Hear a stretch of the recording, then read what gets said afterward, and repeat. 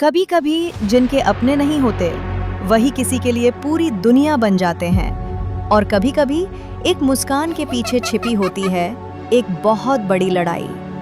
तो आज की कहानी हमारी किस्मत और संघर्ष पर आधारित है। तो शुरुआत करते हैं। सुबह का समय था।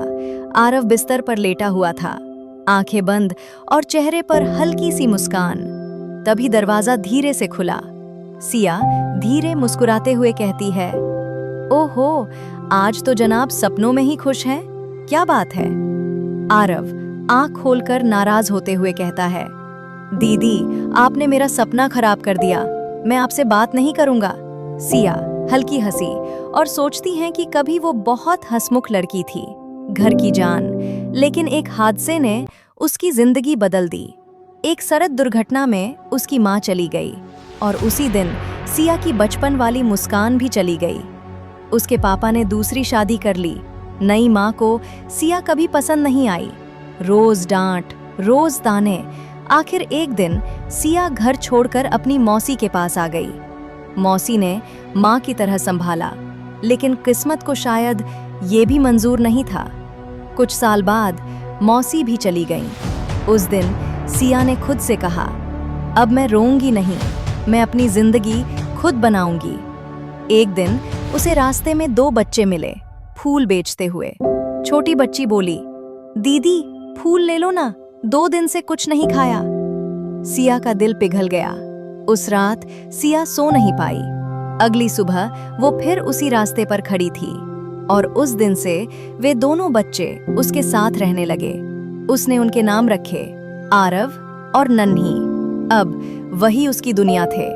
लेकिन खुशियों के बीच एक दिन पार्क में खेलते हुए नन्ही अचानक बेहोश हो गई। डॉक्टर ने बताया, दिल में छेद है, जल्दी इलाज नहीं हुआ तो जान को खतरा है। उस दिन सिया फिर टूट गई, लेकिन इस बार उसने फैसला किया, मैं तुम्हें कुछ नहीं होने दूंगी, किसी भी कीमत पर नहीं। मौसी का घर बेच दिया और शहर से दूर एक छोटा सा घर किराए पर ले लिया, जहां हवा थी, हरियाली थी और उम्मीद भी। सिया, आरव नाश्ता कर लेना, मैं काम पर जा रही हूँ। आरव, दीदी रुको। सिया को कस कर गले लगा लेता है। आरव, आई लव यू दी, you are the best. Siya की आंखें भर जाती हैं। सिया, पागल, आई लव यू टू। और फिर वो बस पकड़कर काम पर निकल जाती है। लेकिन उसे नहीं पता था, आज उसकी जिंदगी में एक नया मोड़ आने वाला है। रेस्टोरेंट पहुंचते ही उसके कदम रुक गए। दरवाजे पर एक नोटिस लगा था, रेस्टोरेंट स्थायी रूप से बंद किया जा रहा है। सिया के हाथ से बैग गिर गया।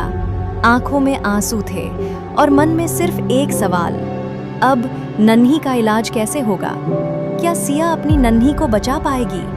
सिया हार मान लेगी या लड़कर किस्मत को मजबूर कर देगी और जीत के दिखाएगी? आगे क्या होता है जानने के लिए चैनल को सब्सक्राइब कर लीजिए। जल्द ही मिलेंगे दूसरे भाग के साथ। धन्यवाद।